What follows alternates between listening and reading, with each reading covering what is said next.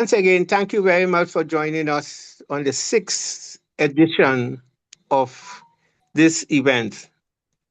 Um, we started up in 2020. I'm getting a little confused now with the time and time running so fast.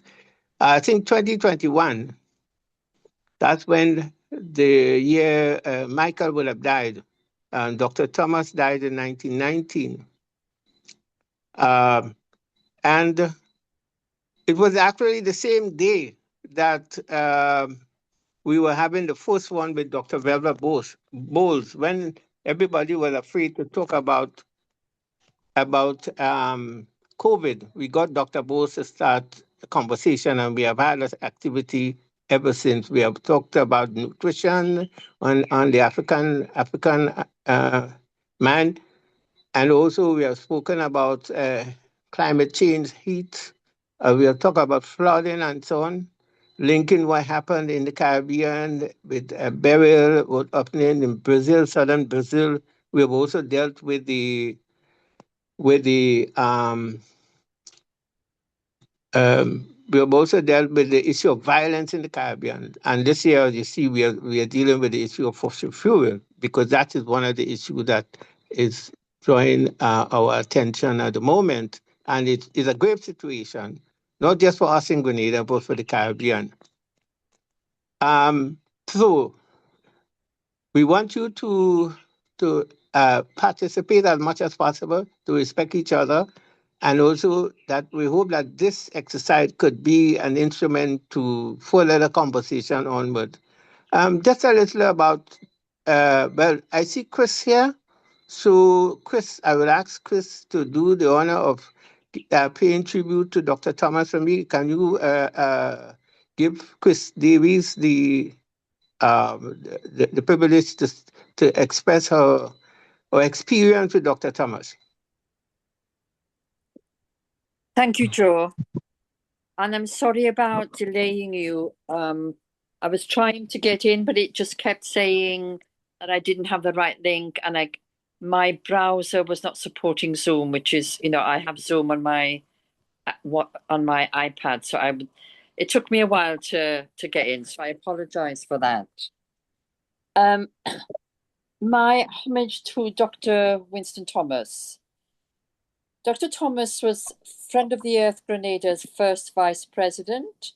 He was head of policy and research for a number of years as a supporter of Friends of the Earth Grenada.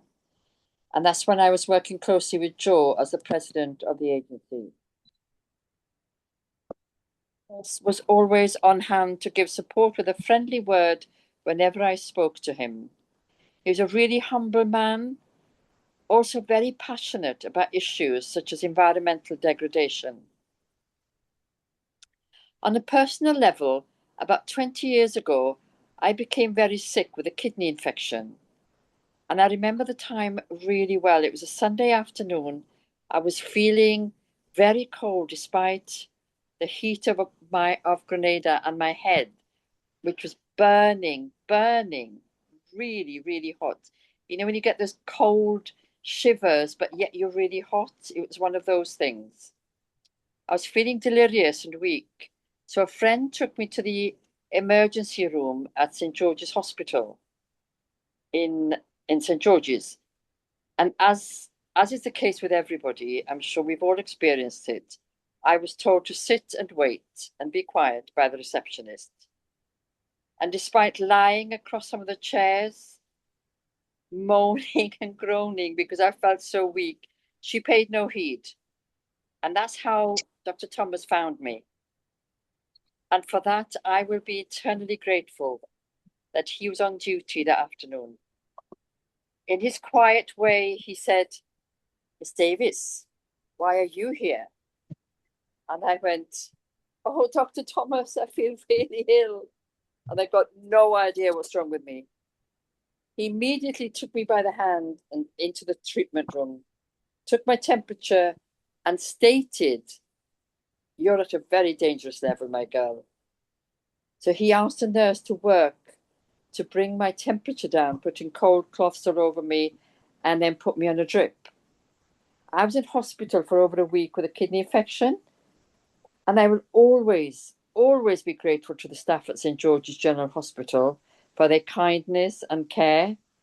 And to this day, I'm convinced that if it hadn't been for Dr. Thomas, I might not have recovered so quickly and completely from that infection.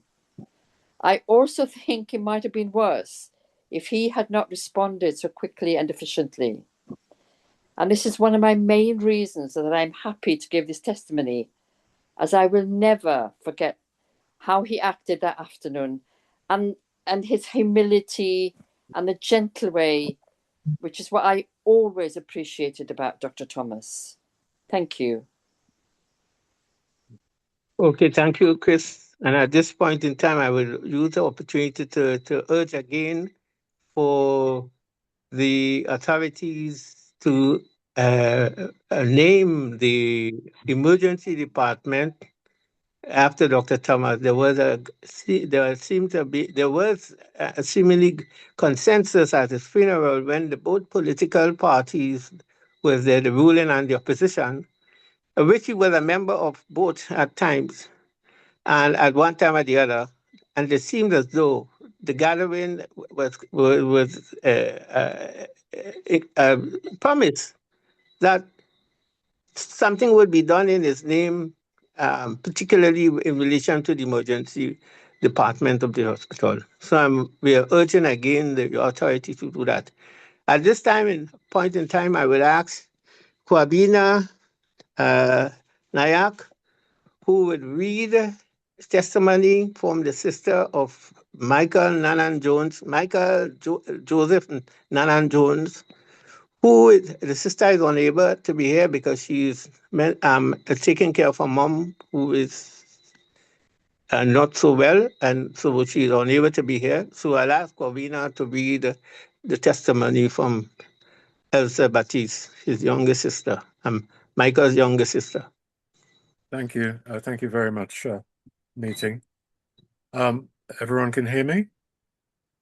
Yes. It is an honor to be asked to read a tribute to one of the key members of FOTEG, Friends of the Earth Grenada. And I hope I can read it with the required gravitas that it calls for. Michael Joseph Nanan Jones. This is a tribute prepared by his younger sister, Elsa Baptiste. You will have heard earlier that Elsa is unable to read this tribute for her wonderful brother because she is looking after her mother. I hope I can do this justice. Michael Joseph Jones, affectionately known as Nanan, was born on the 29th of May, 1954.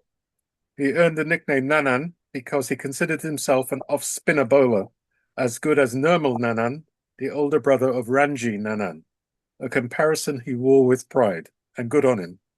Michael attended St. George's Government School, commonly known as Backstreet, and later St. John's Christian Secondary School, otherwise known as Shapers. From an early age, Michael was deeply involved in cricket and football. He was known as an almost undefeatable defensive footballer, and later became a respected coach for both Fontenoy United and Mount Moritz football team. He also devoted time to coaching the boys at Father Milligan's home, sharing discipline, guidance, and his love of sport. Cricket was more than a game to Michael, as it was and is to many of us now. It was a passion. He followed the West Indies cricket team religiously and had an extraordinary memory for the sport. He could recount every match played, the year, whether it was won, drawn, or lost, the player responsible for the outcome, even the umpire officiating, and even the ground where the game was played. That remarkable memory stayed with him until his passing, and he could recall events from his early life as if they had happened yesterday. Michael began his working life at the Grenada Post Office, where he worked alongside his brother Evelyn. He later became a member of the People's Revolutionary Army, the PRA, and afterwards joined his brother at the Customs Department, where he served as a customs guard. He also worked as an insurance agent with Demerara. In 1994, Michael joined Friends of the Earth and quickly became an active and committed member. By 1995, he was appointed Assistant General Secretary, and in 1996, he became General Secretary, a position he held until his passing. While he did not always participate publicly in events, he was a strong supporter of every activity, often working, like many do, quietly behind the scenes to ensure that things ran smoothly. He was one of the main pillars holding the organization together. He attended a seminar on project proposal writing on behalf of Friends of the Earth a few months prior to his transition, and generally used his personal vehicle to transport volunteers and debris from cleanup campaigns, covering the related costs himself. Through the many stories he shared, it felt as though listeners lived those moments with him. In his later years, his conversations focused mainly on his current life, lived experiences, and Friends of the Earth. Michael was also part of the Black Power movement, so it came as no surprise when he joined the People's Revolutionary Army, remaining a soldier until the demise of the Grenada Revolution. For him, keeping fit was important. Early morning walks were a lifelong routine. From as early as 3 a.m., he and his brother would be on the road, often accompanied by a cousin and close friend. After they walked, they would take a sea bath, and Michael would then head straight to his garden. He believed in growing what he ate and took pride in doing so. In 2020, Michael became seriously ill and was hospitalized, where he was diagnosed with dengue. In January 2021, he fell ill once again and was immediately taken to the hospital. Eventually, it seemed as though he had lost the will to live. Michael Joseph Nanan Jones passed away on January the 31st, 2021, at the young age of 66. I'm sure we will all say, may his soul rest in eternal peace. We are so blessed to have so many people in this country and overseas who devote their time, life, work, and energy to Friends of the Earth. Aren't we so lucky? Nanan Jones, well done. Okay, thank you very much, Corbina, and I will not take any more time because I know that some time have gone, and then we have people from different parts of the world, including our colleague from Uganda is already at 1:35 there in the morning, so I will not say much, except that at the end of this, you can expect to get a recording and hopefully some other attendant material to support this activity. Thank you very much, and have a good evening. Thank you also, Corbina and Chris. Thank you very much for those wonderful words of reflection. At this time, we're going to transition into our dialogue. So let me just briefly outline a few ground rules to guide our time together. This, of course, is a space for respectful, courageous, and honest conversation. We ask that all participants listen with openness, even when your perspectives may differ. Our panelists, expert panelists, I should add, will bring lived experience, expertise, and evidence. So let us honor that. We will hold questions until the designated Q&A segment later in the program. We will take questions posted in the chat, or you may use the raise hand icon to be recognized by myself, the moderator. Our Zoom host, Steve Cushion, will unmute you so that you can pose your question once you have been acknowledged.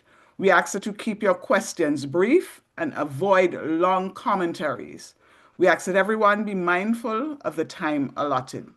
So, now let me set some context for our discussion this evening with our esteemed panelists. Let me frame our discussion by saying, for Caribbean small island developing states, fossil fuel expansion is often framed as an economic necessity. Yet the same industry is on the decline globally, is driving climate instability, threatening public health, deepening inequality, and locking vulnerable nations into pathways that may ultimately undermine their sovereignty and survival. This evening, we explore this unhealthy conundrum through the lens of climate justice, public health, law, international policy, civil society, and lived community experiences. As I said, it is my esteemed privilege to introduce our panelists, and I will briefly read their bios. Dr. James Hospitalis, founder of Earth Nurse and Earth Medic Foundation for Planetary Health, is a citizen of Trinidad and Tobago and a lover of nature, a person of faith, a father, and a grandfather. He has 30 years of experience in public health in the Caribbean, the USA, and the UK. A strong advocate for climate action, and in 2020 he founded Earth Medic and Earth Nurse Foundation for Planetary Health to mobilize health professionals and others to address the climate and health crisis. He is co-chair of Research for Action on Climate Change and Health in the Caribbean Project and chair of Defeat NCD Partnership, aiming to address non-communicable diseases in low-resourced countries. He has served as Executive Director of the Caribbean Public Health Agency, CAFRA, from 2013 to 2019, and Coordinator of Chronic Disease Prevention and Control, PAHO, World Health Organization, between 2006 and 2012. Let's give some love to Dr. Hospitalis. Our next panelist, who we are so happy finally was able to overcome all of his technical difficulties, Rajab Youssef Bwengwe, is Executive Director for the National Association of Professional Environmentalists, NAPE, and Friends of the Earth, Uganda. Rajab is an environmental activist and oil and gas advocate in Uganda. He has, in the past 23 years, coordinated oil and gas struggles for NAPE, Oil Watch Africa for the past 23 years, and is currently spearheading NAPE and the Community Green Radio, the grassroots women's movement of Uganda, Oil Watch Uganda chapter, which includes more than 50 sustainability school and community listener club platforms that lead anti-East African crude oil pipeline campaigns aimed at protecting human and environmental rights of oil host communities in Uganda's Albertine oil rift. Building on his long tradition in lobbying and advocacy, oil and gas field experiences in the Niger Delta, his Master of Studies at Hans University in the Netherlands and Robert Gordon University in the UK, he, NAPE, and other local collaborating partner CSOs, working closely with the Friends of the Earth France and 27 project-affected people, have sued French energy giant Total first in the French Commercial Court and later the French Civil Court for violating the French Duty of Vigilance Law of 2017. Let's show some love for Youssef. Our next panelist, Pablo Mendoza, is Director of Friends of the Earth, Ecuador. Pablo is a 52-year-old lawyer who lives in the Ecuadorian Amazon. For 35 years, he has been working to defend the rights of indigenous peoples and nature. Together with the Union of People Affected by Texaco, he is pursuing litigation against the oil company Chevron for the damage caused to the Ecuadorian Amazon. UDAP is currently leading the Macheros or gas flares case and 30 other environmental lawsuits. For their work in 2007, the team of UDAP and Fajaro were awarded the CNN World Hero Award for defending justice. In 2008, they received the Goldman Prize, among other recognitions. Let's show some love for Pablo.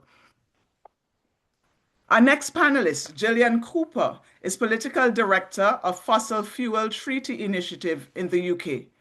Gillian is a humanist and Pan-Africanist, a mom and wife. She is the political director of Fossil Fuel Treaty Initiative, which is responsible for overseeing and leading the diplomatic engagement of participating and target countries. She has over 25 years of experience in the intergovernmental and non-governmental sectors, working internationally on environmental and social justice issues, and more recently on a global just energy transition. Throughout her career, she has championed ways in which to bring people, often sidelined, into decision-making and policy spaces, and to find common ground between government and civil societies work towards change. Gillian is a Trinidad and Tobago national now living in London, UK, and with deep family and professional links in Antigua and Barbuda. Before working at the Treaty Initiative, Gillian was a senior program manager at the Commonwealth Foundation, leading their advocacy program, associate director of the Caribbean Natural Resources Institute in Trinidad and Tobago, and executive director of the Environmental Awareness Group in Antigua and Barbuda.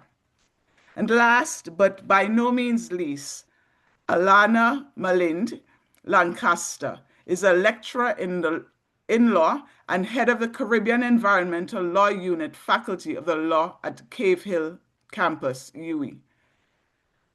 Alana is a former director of the Environmental Management Division of the Environmental Protection Agency of Guyana. Since joining the Faculty of the Law at Cave Hill as a lecturer in international environmental and energy law, Alana has been actively involved in marine, international, environmental, energy, and human rights law, both in the Caribbean region and at international arenas.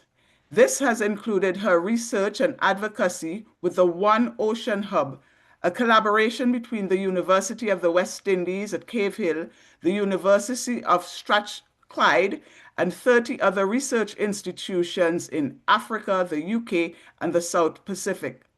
Alana has also collaborated on a proposal for the development of a master's in eco-diplomacy for the Caribbean region and has been the assistant executive examiner of environmental science of the Caribbean Advanced Proficiency Examination for several years.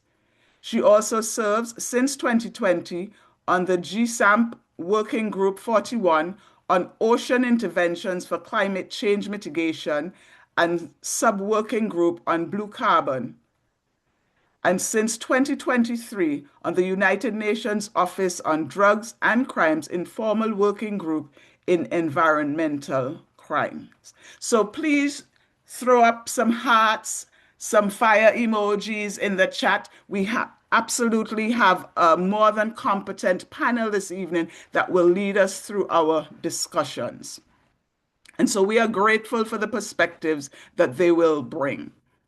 So as we begin this dialogue, as we think about climate change, fossil fuels, and regional impacts in the Caribbean, we'll begin with some awareness raising, connecting climate change and fossil fuels to our lived realities.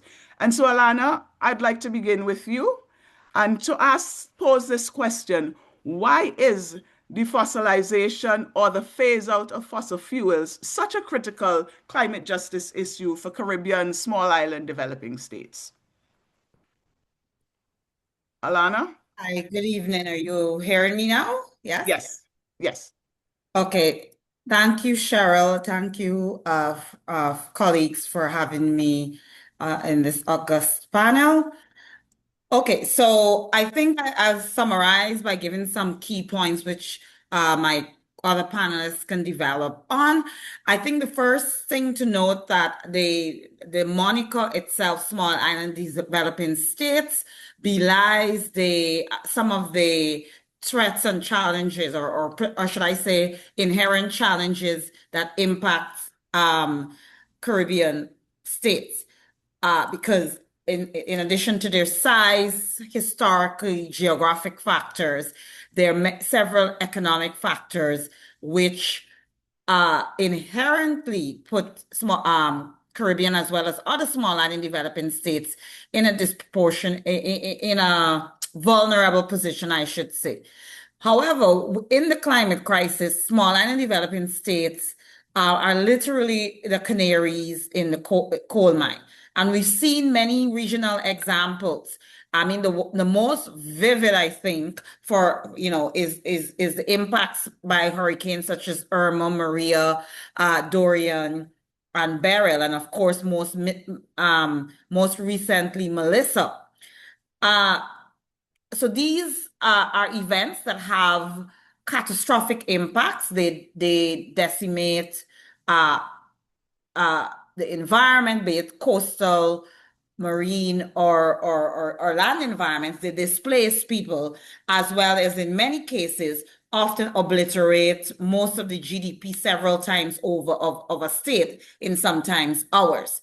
Now, this is counterbalanced by the fact that Caribbean states currently contribute to less than 1% of the greenhouse gas emissions, right? So even though they're contributing, but they're contributing in a small aspect to the issue of climate change, they are vulnerable, including stymied development, often because of the impacts on their GDP as well as on their peoples, which risk not only the lives but the livelihoods of people and the culture.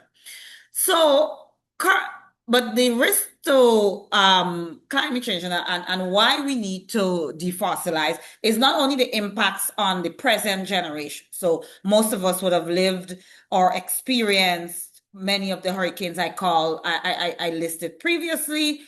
But it's also impacts on future generations, because I mentioned some of the impacts of climate change. So you have hurricanes. That's probably the most visible and the one we have the most visceral reaction to in the Caribbean. But there are droughts, coral bleaching, which impact our agriculture and fisheries, and sea level rise, which has not only impacts in terms of displacement, but can threaten the very territorial integrity of many Caribbean and other small island developing states. And as a matter of fact, the impact of sea level rise on things such as state sovereignty and self-determination and all these things that I wouldn't get into has been very prominent in the last years in international circles, as well as current or recent international deliberations. So hurricanes and so are your fast impact events, and you have your slower impact events such as your sea level rise, salinization, loss of arable land, and so on. Now, in addition to threatening the actual integrity of the state, they threaten the peoples in the state. And often these threats impact those in Caribbean societies who are most vulnerable. And so I'm speaking about indigenous and Afro-descendant peoples, women, children, the elderly, peoples living with disabilities, LGBTQI plus communities, and migrants. And increasingly, we are seeing migrants linked to climate change. So what in popular climate terms are called climate refugees.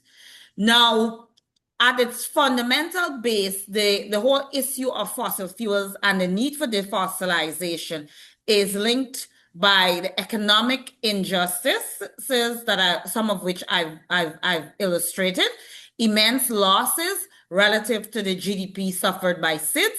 And this is not only Caribbean SIDS, but also SIDS in the Pacific, Indian Ocean, as well as Africa. And often these threats are followed by an inability or impact on the resilience. And this is what is critically important. Because of many inherent as well as historical factors, the ability of Caribbean SIDS to bounce back, as we would say colloquially, for many of these impacts of climate change is low and weak. And this is what impacts both present and future generations. So Caribbean states currently find themselves in a energy dependence and the high cost of acquiring fossil fuels impacts other sectors. And my panel, like Dr. Hospitalis, will outline impacts on health and so on. So a transition, what is called a just transition and a renewable energy transition is really needed, both not only for economic survival, but also ecological as well as social survival in the Caribbean context. And this is where the conversation on defossilization enters the picture. And I can talk some more about how this has translated into international action later in the webinar. Thank you. Thank you so much, Alana, for giving us such a broad scope in terms of the issues that are impacting us in small island developing states and, some of the cautions that we must be mindful of. At this time, I want to invite Pablo, but I want to make sure that Mathilde is able to translate, since my Spanish is no bueno. So is Mathilde on?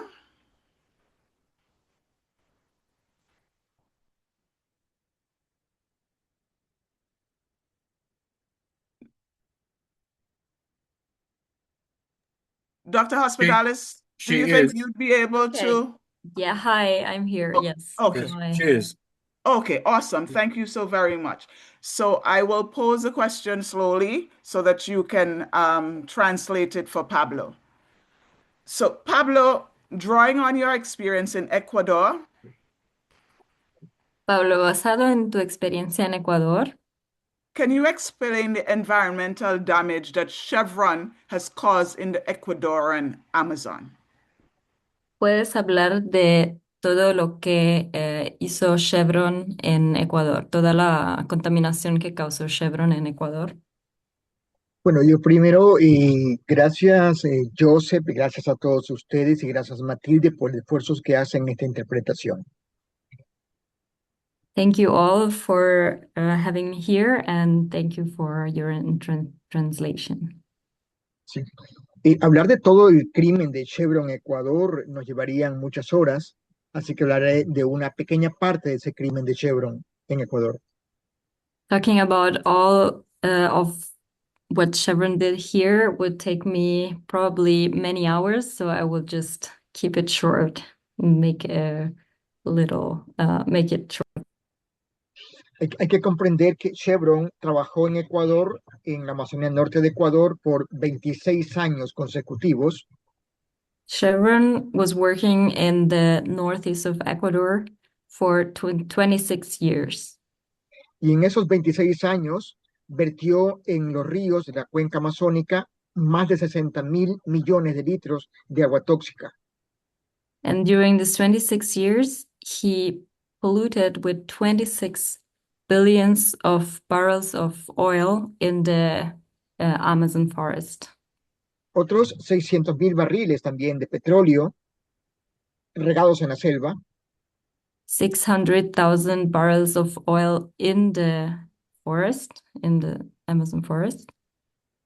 Construyó otras 1.000 piletas o piscinas para poner los tóxicos en plena selva tropical amazónica.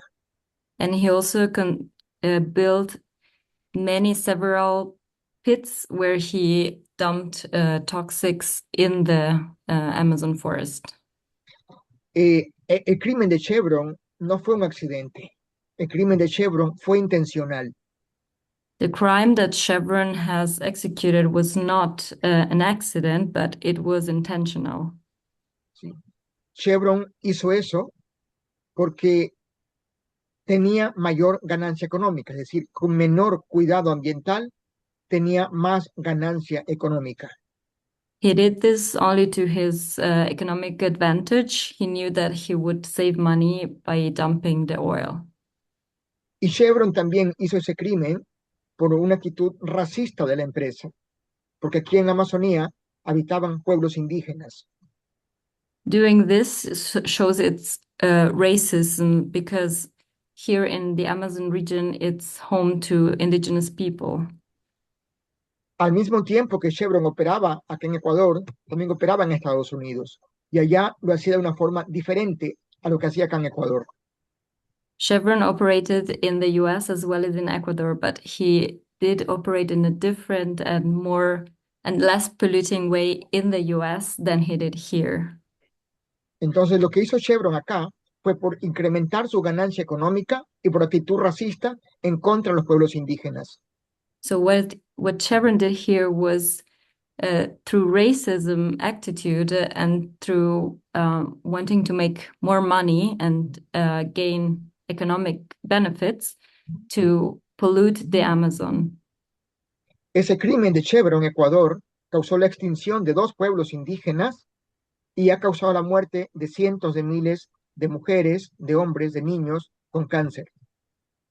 This attitude that Chevron did here caused the disappearing of 2 indigenous peoples and the death of hundreds of thousands of women, of children that died because of cancer.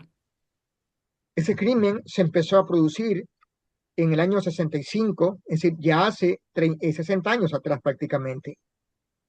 This started all in the year 1965, and it has been almost, or actually already 60 years since then.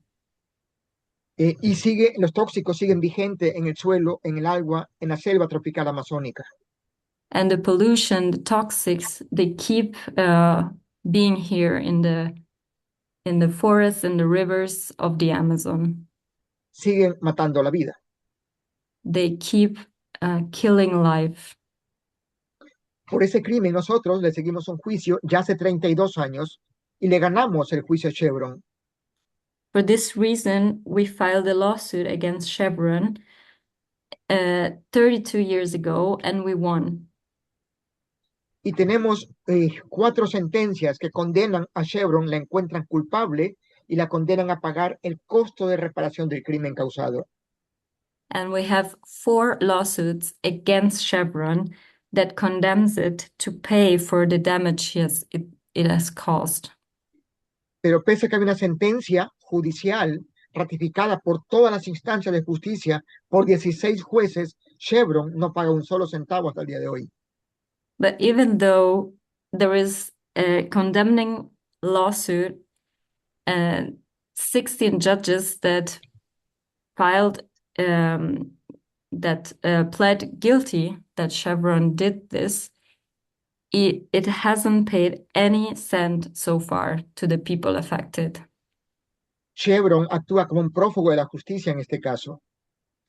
Chevron is acting as a justice refugee, justice denier.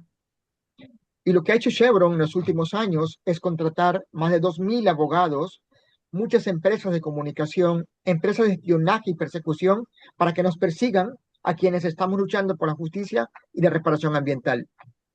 What Chevron did instead was that it hired more than 2,000 lawyers and communication agencies just to defamate the people that are suing him and causing more damage.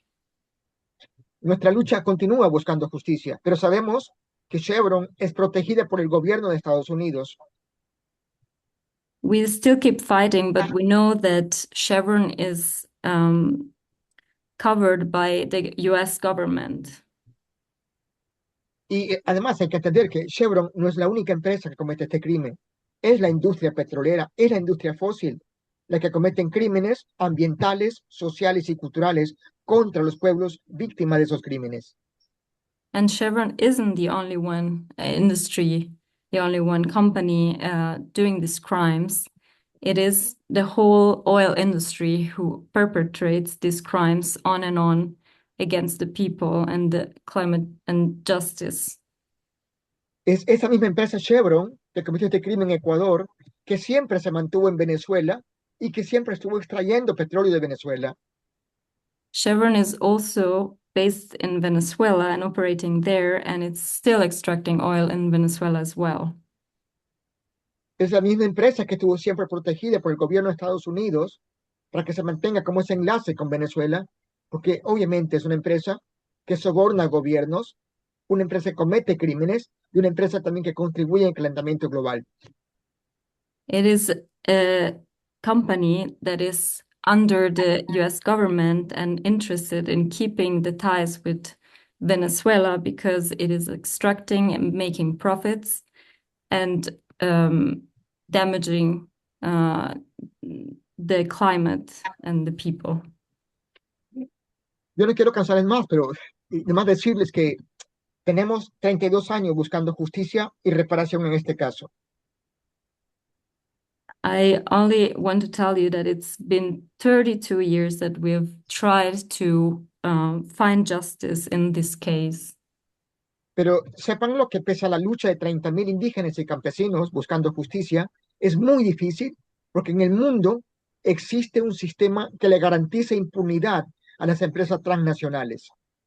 But even though there are 30,000 indigenous people here that fight against this injustice, it is very hard for us to win because there is a system that keeps this injustice in place.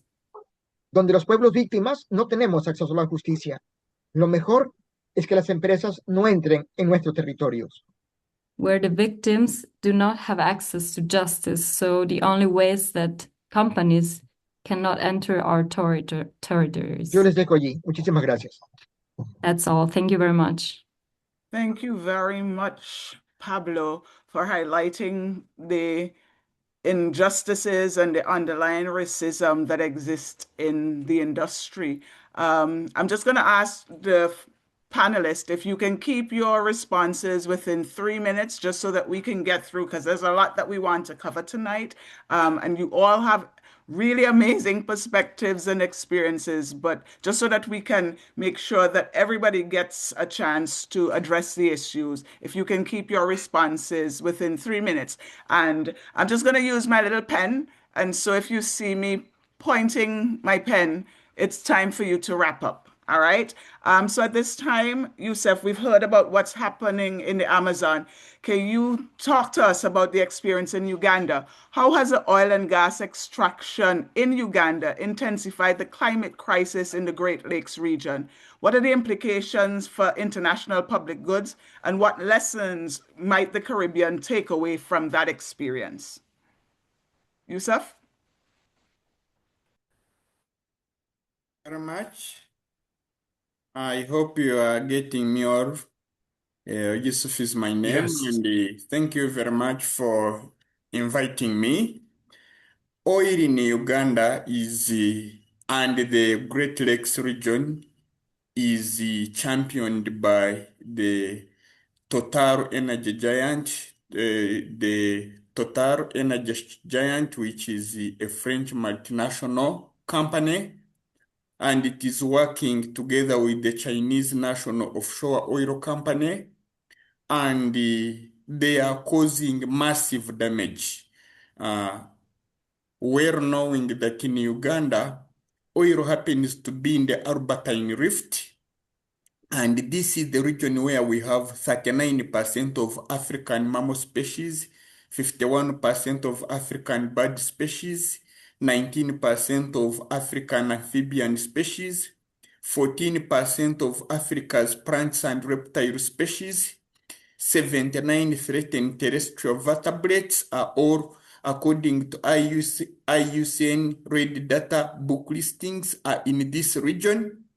We have, this is the region that has 60% of Uganda's water bodies, lakes and rivers, 70% of Uganda's protected areas, with 7 out of 10 national parks and 8 out of 15 forests, 12 wildlife reserves, 13 wildlife sanctuaries, 50 community wildlife areas, are all in this belt, the Albertine Belt, which is the western arm of the Great African Rift Valley.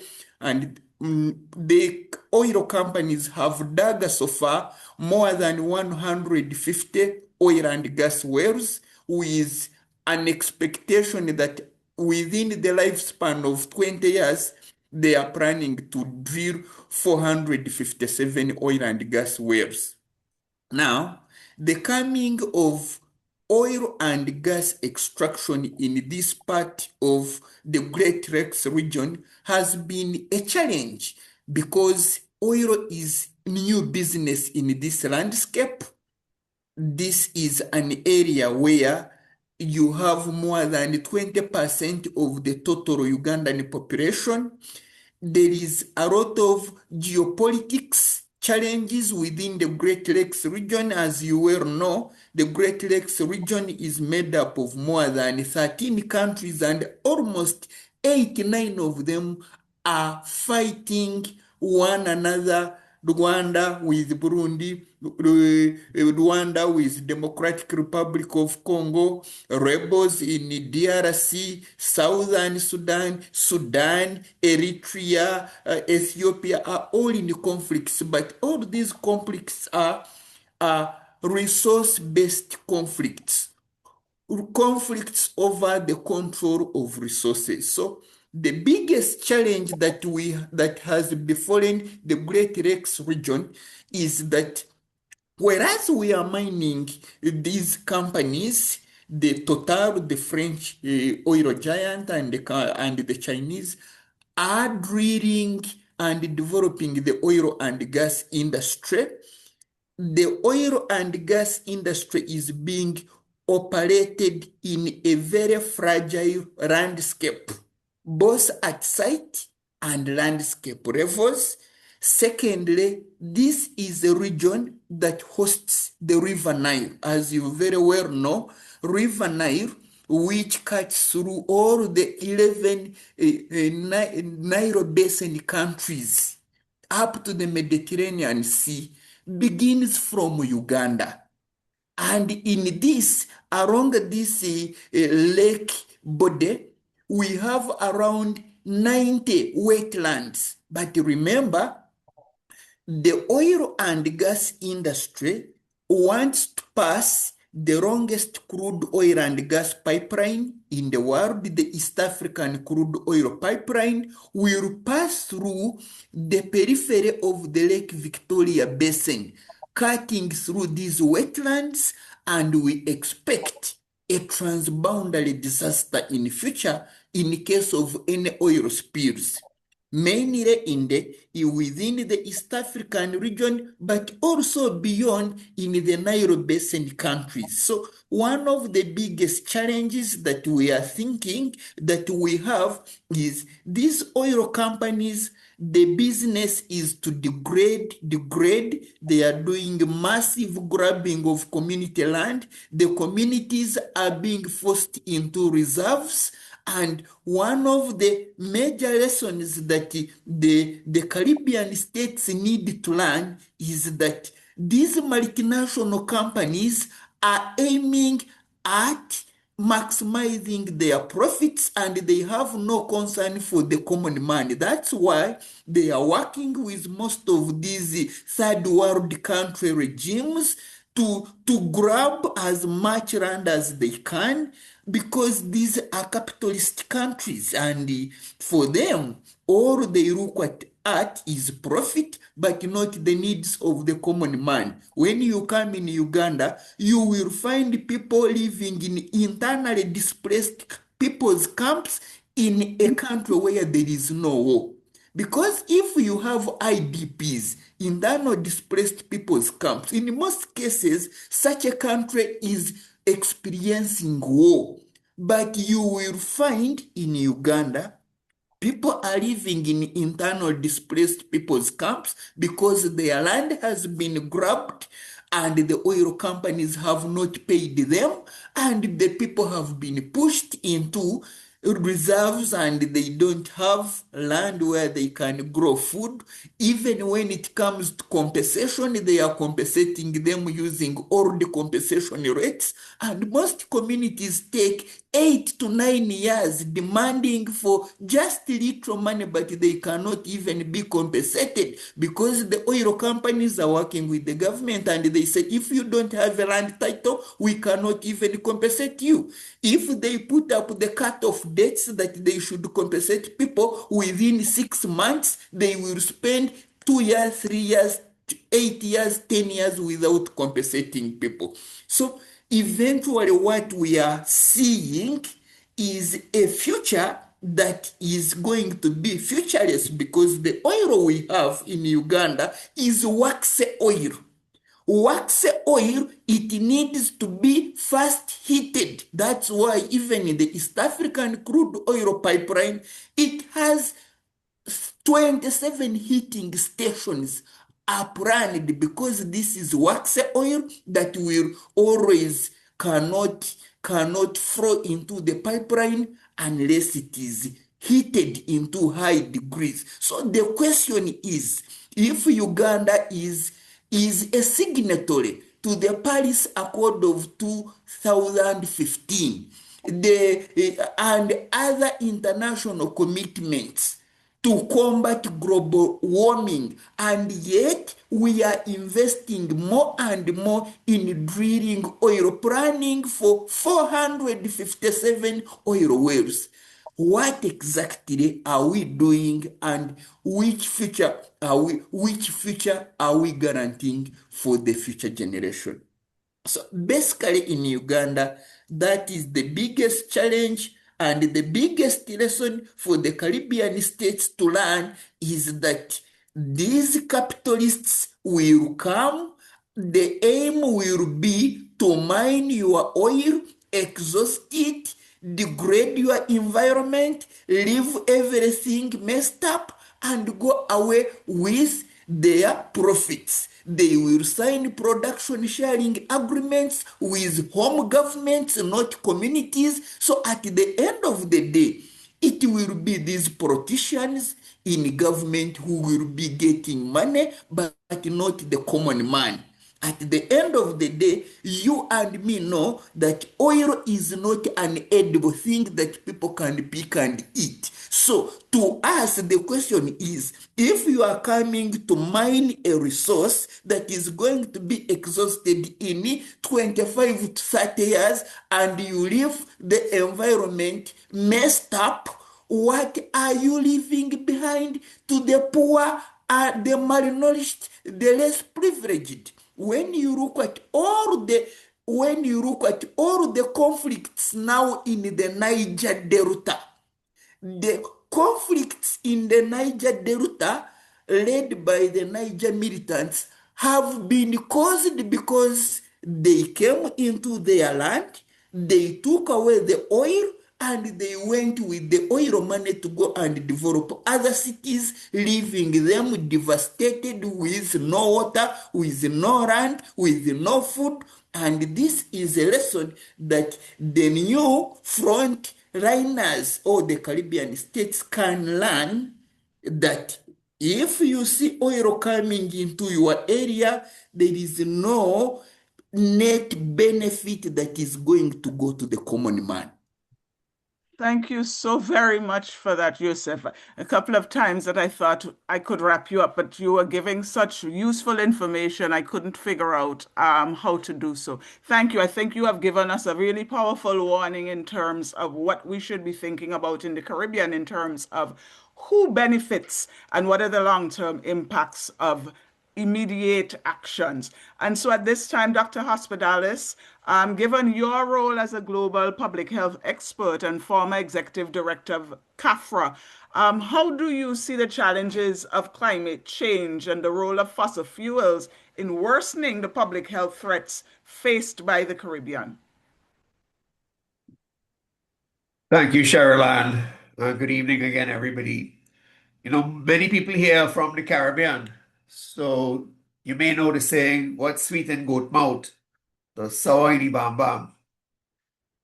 And extracting and using fossil fuels promises short-term economic gains and advancing human development. And that's what our policymakers, and I can understand that, but people need to understand that those sweet short-term benefits come with sour consequences later on to the environment, to our economies, as agriculture and tourism will get more hit, and to people's health.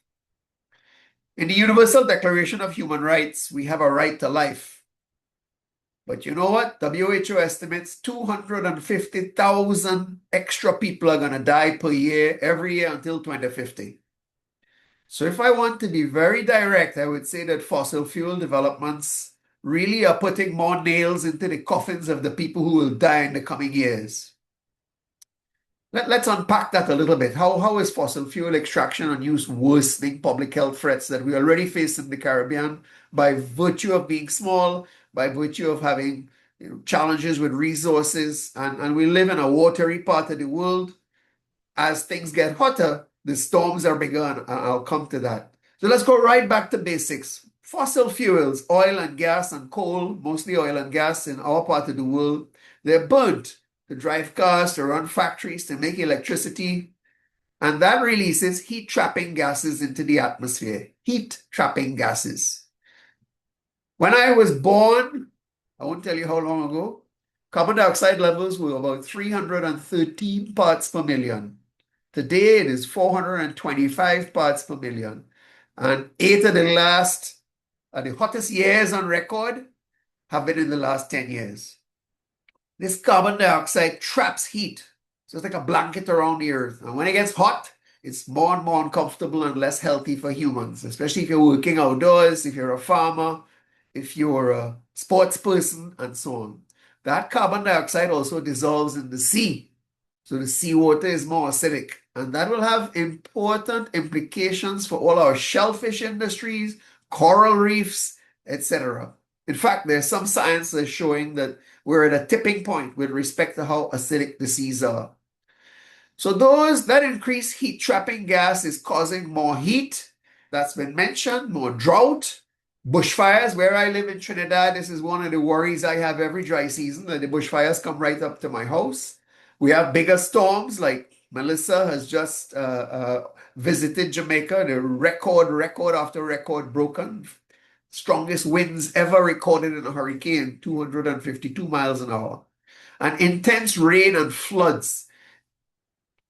Hurricanes are the big dramatic events, but the floods are what are really causing problems in Guyana, in Trinidad, in Suriname, Dominican Republic, St. Lucia. Everywhere is experiencing more flooding because with the increased heat, more water is evaporating and it has to come down somewhere. So you get more rain or you get more snow, depending on where you live.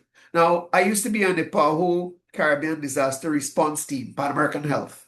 So I can testify that climate change has influenced how hurricanes behave. They intensify faster. You hear in the evening it's a tropical storm or category 1. My next morning is category 5.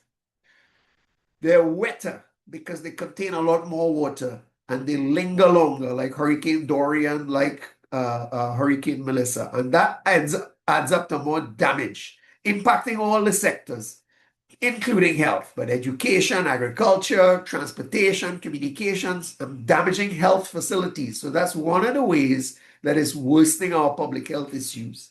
In Melissa, 4 major hospitals were badly damaged or destroyed. In Trinidad, regularly in the newspaper, this health authority has closed these 4 health centers. Why? Flood. The flood cuts off access by patients and it cuts off, the staff can't get into work. And this is increasing in frequency. So you see that the health services are also disrupted in their ability to deliver service. Food and water shortages. Now, the outcomes of this are increased heat illness, people who already have a heart disease problem or diabetes, or they have a harder time.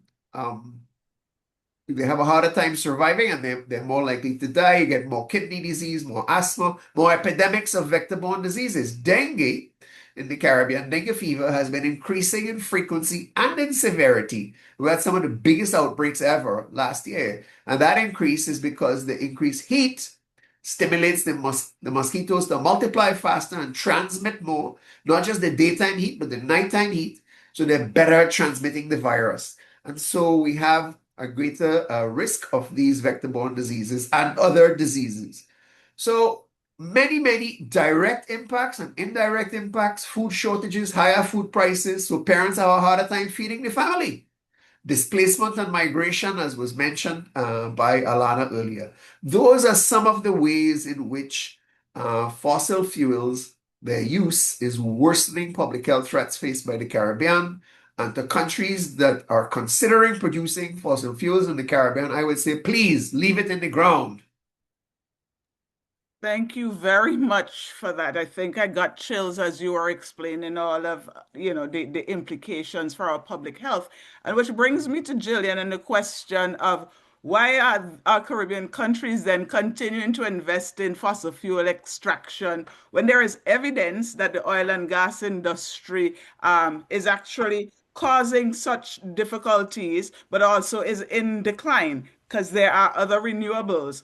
Why is it so hard for our countries to transition? And why are we continuing to lock into the fossil fuel economy? And what is needed from the international community to support our nations in the Caribbean to make this transition?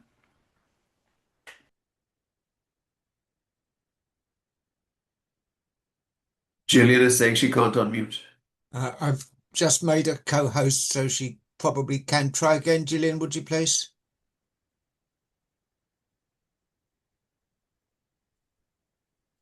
Yes. Thanks so much, Cheryl, for that question, and thanks to all the organizers. Yes, indeed. I hope you can hear me because my internet's a little bit patchy, but just as you said in your question, there's very good evidence okay, excellent. Yeah, there's now very good evidence that actually the fossil fuel industry recognizes that we are coming to peak oil very soon. And actually there is a quiet decline of their investment and their exploration. We are seeing the political theater out there, so it doesn't necessarily feel like that, but actually the evidence shows that there has been a 40% decline in investment in the fossil fuel industry and a 60% decline in the exploration.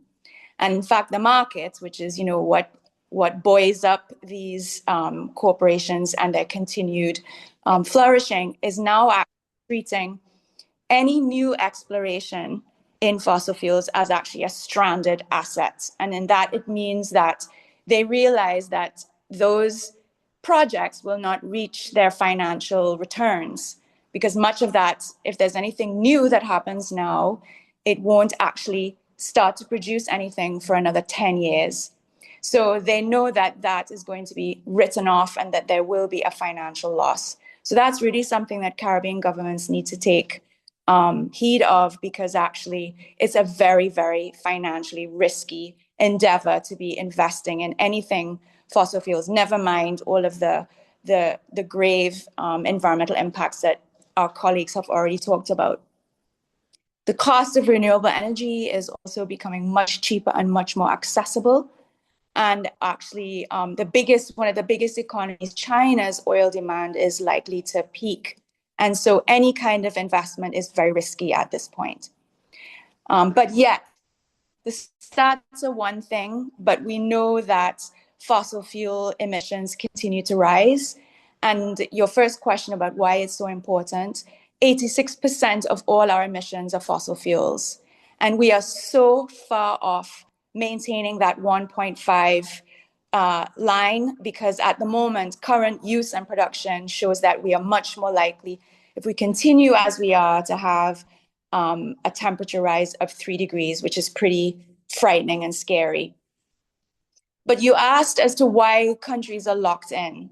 And actually, the issue is that there is really no enabling environment for countries to be able to transition from fossil fuels. Yes, countries can do more, but actually the fiscal space that they have available to be able to invest in renewable energy and to make that transition is very, very small. The Caribbean is one of the most debt-distressed, debt-burdened region, and that debt, or those debt repayments, really confines the ability of our economies, our governments, to be able to invest in any new big major projects. And the funding from the international finance institutes is as though we don't need to make a transition. Like there is much more of a privileging of investment into things like into fossil fuel projects rather than into investment into renewable energy systems. So that's one thing. The second thing is that the international space where governments go to debate and to negotiate support from the international community at the moment is the UNFCCC. But the discussions in the UNFCCC space is extremely rigid. There's no ability for countries to really have any kind of honest discussion about what they require for the energy transition. Everything is very nationally focused. In fact, the NDCs, which is, the tool that countries come to demonstrate their ambition in this space, has actually, because it's really stifled the discussion about what is needed from the international community. This is a global problem. We need a global transition, and it requires a global agreement. But we can't have that honest discussion about really the complexities of transitioning from this industry, which has been the blood, the blood of our economy for so long. It really has to be a space that is much more open to talk about the challenges, the complexities, and what we need from each other. And then thirdly, we've heard from the other colleagues about, this is a powerful narrative that comes from the industry, that comes from a lot of the international financial institutions, that fossil fuels equals growth and development. That's been something that we have been led to believe, that has been a kind of mantra. And it is very, difficult to be able to challenge that. But we can look at the stats. Nigeria, which actually is one of the biggest oil producers, in Africa, imports 100% of gasoline, and 40% of its people still have no access to energy, to the energy grid. So really what we need from the international community is an open and an honest space for discussion as to how we can phase out the phase out. It needs to recognize the different economic realities that countries have, and to be able to find ways that we can support and put together the building blocks to be able to support countries to transition. And we also need our countries in the Caribbean, in the Global South, to actually start to drive that conversation about what our needs are, because we know there are very powerful interests out there, but we have to work together in solidarity much more to really find the solutions, to plan together, to decide what are some of the concrete things that in our realities that we require to be able to transition. Because, if we don't develop a vision for ourselves, we know that there will be, and we don't plan together, another kind of vision will be imposed on us that will be much more powerful for us to be able to combat and to determine our terms as to how we want to have a just and equitable transition. So it's really, up to us to really come together and plan that. I'll leave it there. Thank you so very much, Gillian. I think, you've begun to touch on issues of accountability, that we all inhabit this planet together. And it is our collective responsibility to ensure that the framework is in place to ensure that we can all live, have some hope of living well on this planet together. So let's now turn our attention to accountability and policy, and really unpacking recent developments in multilateral processes, health, legal, and other policy approaches to fossil fuel exploitation and use within a wider regional and international context. And so I want to go back to Pablo. And so Mathilde, if you can unmute. Yes, I'm here. Okay, yes. So, Pablo, you had mentioned that you, as a union of people affected by Texaco, won this lawsuit against Chevron.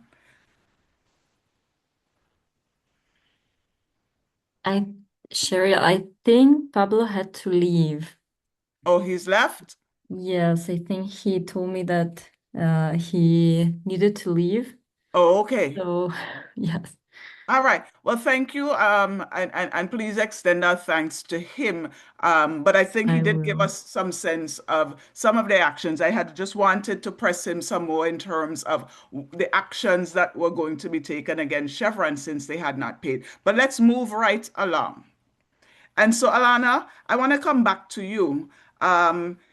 If you can talk about or explain for us what are the views expressed in the recent trilogy of opinions on climate change as that are regarding defossilization or the phase out of fossil fuels. Alana? Thank you again, Cheryl. So I should first give the context of what you mean by the trilogy of advisory opinions, and essentially over the years 2022 to 2023, three very prominent judicial bodies internationally were asked to provide advisory opinions, which are strong statements of international law and policy on various aspects of the climate challenge. Now, one of the most important things to note, and within the context of our discussion, is that SIDS, including Caribbean SIDS, took a very prominent leadership role in the international arena in championing these advisory opinions. And ultimately, what underpin this is to have some guidelines in terms of state responsibility and accountability with respect to the climate emergency. Now, axiomatic to this is the fact that and this is concrete evidence we have from various scientific sources, most notably the Intergovernmental Panel on Climate Change, that fossil fuels are one of the key sources of this challenge. So three judicial bodies, the International Tribunal for the Law of the Sea, the Inter-American Court of Human Rights, and the International Court of Justice, were asked various questions.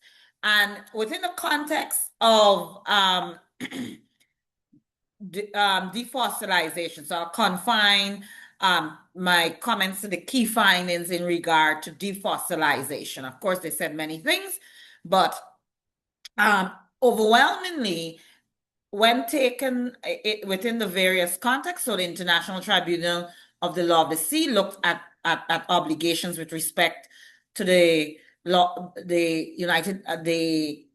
Ocean Climate Nexus regime, whereas the Inter-American Court of Human Rights looked at the human rights dimensions, and the International Court of Justice looked at a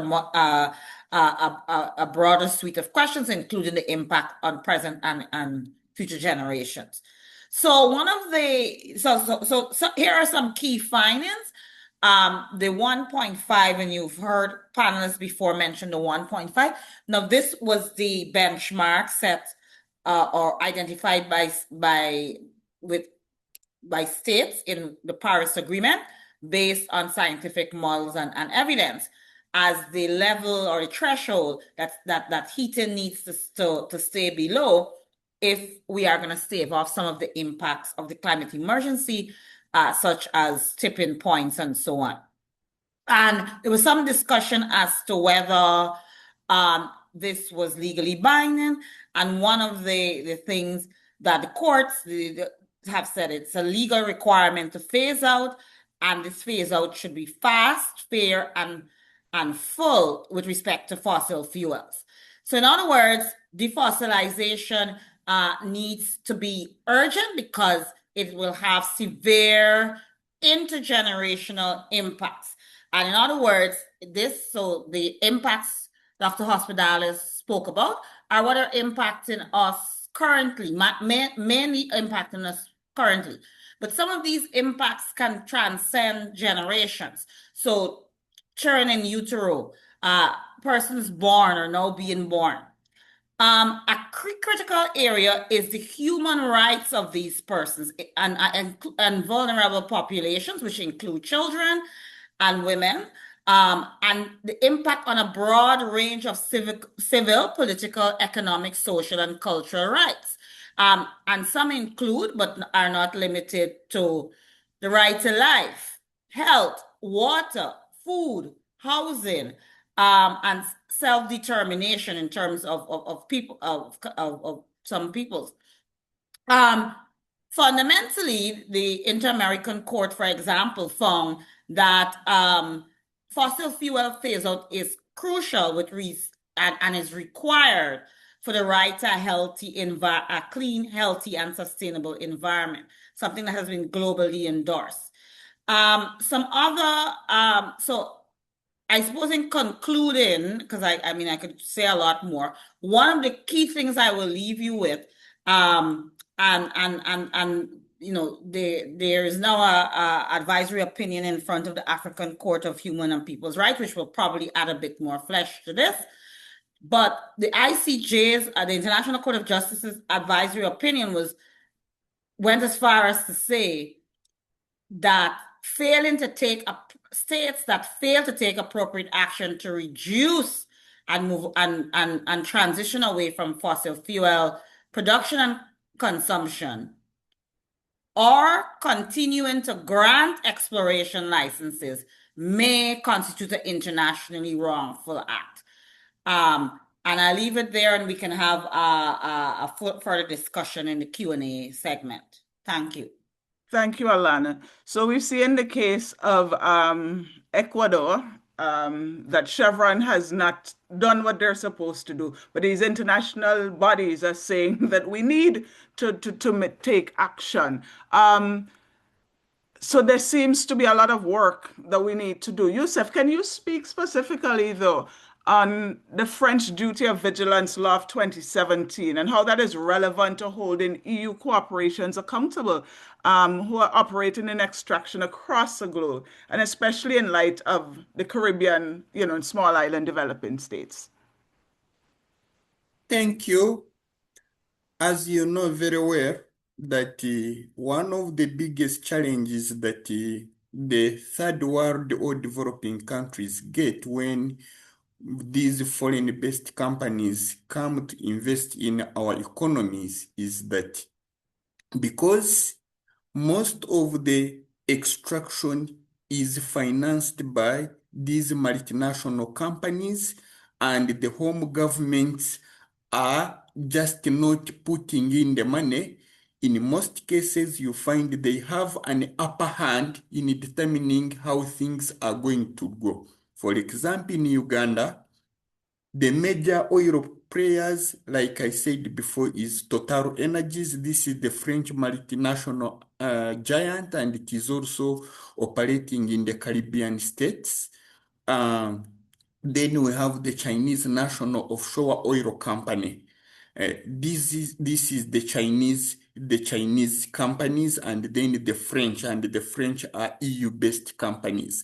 Now, the biggest challenge that we have had is that when these companies come, they are in marriage with the home governments, and they can do anything they want to cheat the local citizens, and they go scot-free.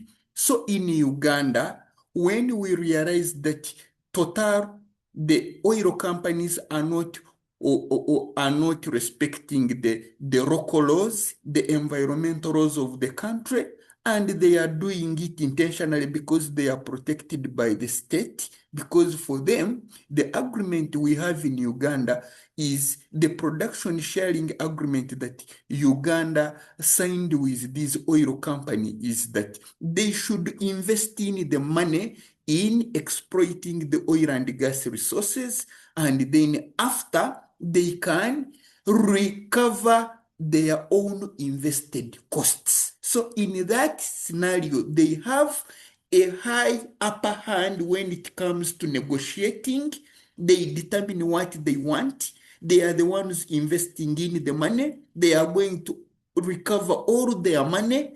And because our home government is not the one that is investing its own resources, the the oil companies or the multinationals can drag these states in any way they want. And that's where now we said, in order to hold these companies accountable, we need to go back to their home governments. And in France, there is the duty of vigilance law of 2017. And the duty of vigilance law expects any multinational company from France investing elsewhere in the world to be able to take environmental, human rights, social rights issues very seriously. And therefore, if you think you are operating outside France and you are Total and you can do any mess up you want outside France, then the civil society, the communities in the host country where Total is operating can still sue Total in the French civil and financial courts under the duty of vigilance law. So in Uganda, when we realized that the oil companies could not be held accountable under the Ugandan laws, they don't respect the East African Court of Justice, they don't respect the National Environmental Act of Uganda, they don't respect the Uganda Wildlife Act, they don't respect they don't respect the environmental impact assessment guidelines of Uganda. We said, well, now we need to be in partnership, network with Friends of the Earth France, and then we can provide evidences locally in Uganda that have been messed up with Total, that Total have messed up in Uganda, and hold it accountable in the French courts. And for example, when we were engaging Total, we began the phase one of engaging under this duty of vigilance law in France was to first warn it that if you do A, B, C, D, we anticipate there will be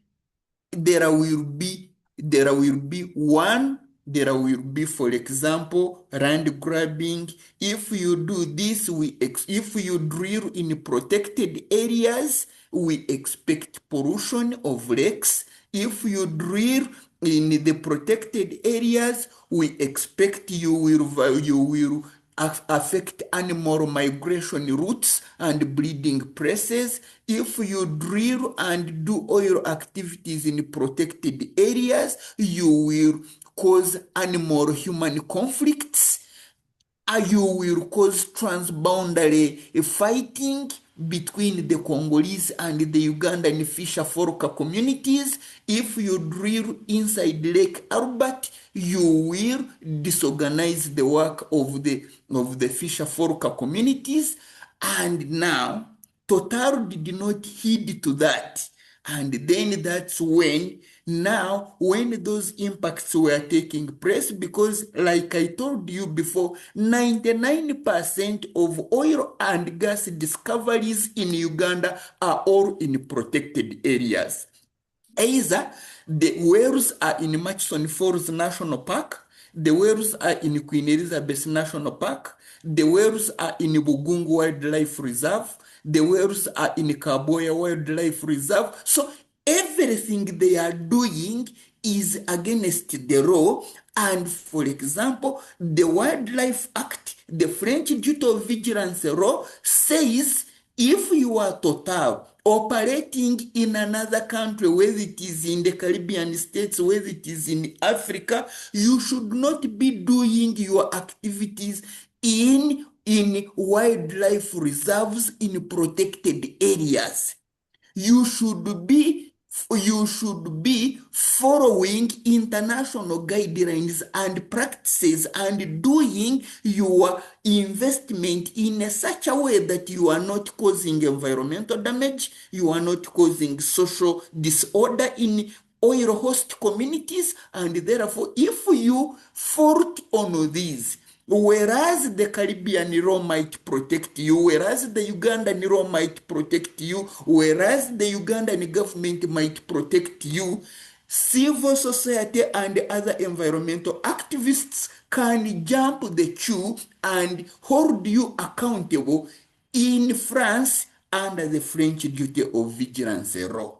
So to me, the biggest lesson I'm learning is that as these oil companies come to invest either in the South American states or in the African states, have we figured out ways, laws that can hold them accountable right away from their home governments where they are coming from? Because, for example, in Uganda, Yusuf, can you just wrap up that yes, thought, please, so that we can, because we are running out of time. yes. So, like in Uganda, whereas we are finding it a bit easy to engage EU companies like Total Energies in the French courts using the French duty of vigilance law that expects them to do best practices wherever their investment are.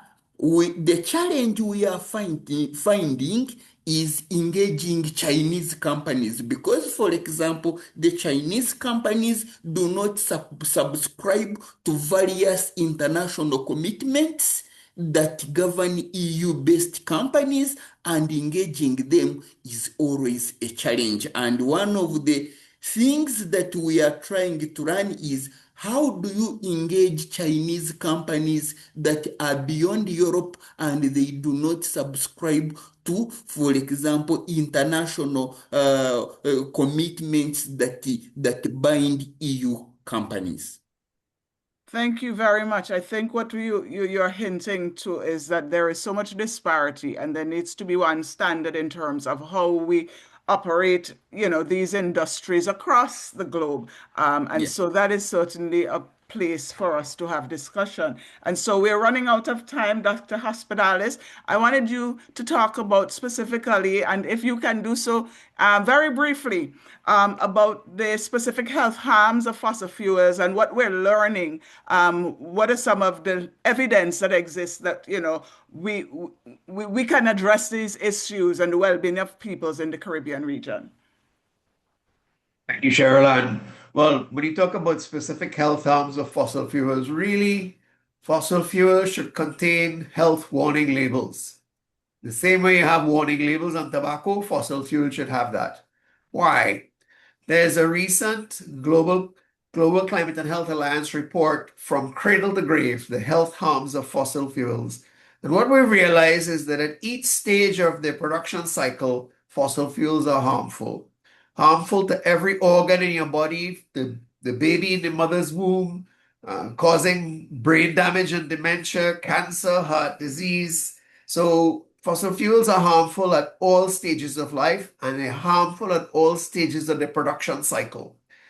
So that's fairly new, this coming together of all the evidence that was released last year. And our governments in the Caribbean need to become aware of this, more aware that in going down the path of fossil fuels, they're exposing the population to more harm, more health harms. In terms of new evidence, new things I would mention quickly. Over the last 3 years, Arithmetic, Emory University, Pan American Health, University of West Indies, and Yale University have been working on combining all the evidence of the health impacts of climate in the Caribbean and what we can do, what we need to do. Infrastructure, diets, healthy eating, the air, and so on. And you can look that up at earthmedic.org. We've just produced a policy brief on climate change and health, which is being shared with ministers of government. And we have a new podcast series, The Climate Prescription, which is being done jointly with the Caribbean Institute of Meteorology and Hydrology.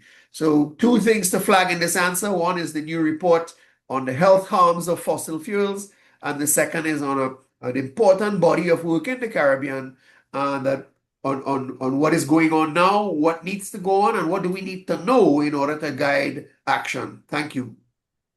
Thank you so much. So we're going to kind of wrap up with doing a round robin. I'm going to, ask each of you from your perspectives in terms of the work that you're doing, either in civil society or academia or in the field, the legal field or health field, to talk about specifically how can stakeholders, what are the roles for stakeholders in holding states and other actors accountable for the mitigation of greenhouse gases emissions and the prevention of significant harms which have been described here as a result of these climate injustices that we're seeing in the economy, on health, and our human rights. So, Jillian, if you can start us off very briefly, just touching on the initiative that you are working on. How can we, as persons that are listening, get involved in the work that you are doing? Can you tell us a bit about your work and to lead us off? Okay, amazing. Thanks, Cheryl. So the Fossil Fuel Treaty Initiative works with both civil society and government. So civil society really have an important role to play in encouraging their governments to be part of this initiative. And we already have 18 countries. 3 of them are Caribbean countries: Antigua, St. Kitts and Nevis, and the Bahamas. And really what it is, there's no treaty as yet. What it is countries agree to come to the table to work together, to plan together for what we need for a transition. And so they want to cooperate, they want to recognize that complexity, and they're going to work politically to shift the rules of this global order that really is preventing this transition from happening in a planned way. So it's mainly led by small island developing states. We have 11 Pacific nations, 3 Caribbean nations I already mentioned, 1 Southeast Asian, Timor-Leste, which is also a small island state, which is in Southeast Asia. And then we have Colombia, Cambodia, and Pakistan as, continental states. So countries have been meeting regularly to meet, but we really want to have more Caribbean countries around the table because it is really the best chance we have. Our learnings have shown us that other treaty processes that have addressed global problems, if we can bring a critical mass of countries together that can work actually outside of the UN system. So we can bypass this kind of consensus-based working, which dilutes ambition. 25 to 30 countries can work together to actually start to shift the conversation about what is happening in the international space around, some of the structures and the logic around what is required for a fossil fuel transition. So we can look at what our trade benefits are between a critical mass of countries. We can look at what the debt kind of rules are. How do we shift that? Some of the issues that our colleague in Uganda said about the power of those corporations. As a powerful block of countries, we can look at the legislation, some of these investor-state dispute settlements that actually can shift those so that it's more in our favor as global South countries. So I think I want to encourage civil society from the Caribbean to endorse this idea. To find out more from our website, you can encourage your countries to be part of this, because it's not about saying you have to transition right away. It's about coming to the table and working with other like-minded countries about how we can do this equitably and fairly so that countries do have the support from the international community, and to work together in this grouping as to how we can transition. And the exciting first step is that there's going to be this big diplomatic conference kicking things off in Colombia at the end of April. And it's going to be the first conversation kind of outside of the UN system.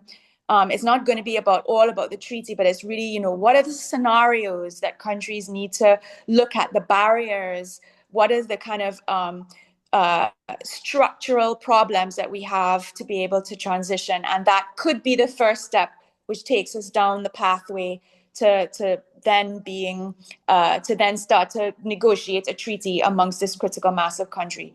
But we need more, and we need civil society to work with us, and then to start to build these building blocks to decide what is required to be able to transition. I'll leave it there. Thanks, Cheryl. Thank you. Youssef, can you just briefly give us, very briefly, what your advice for civil society, how we get involved? Yes. Thank you very much.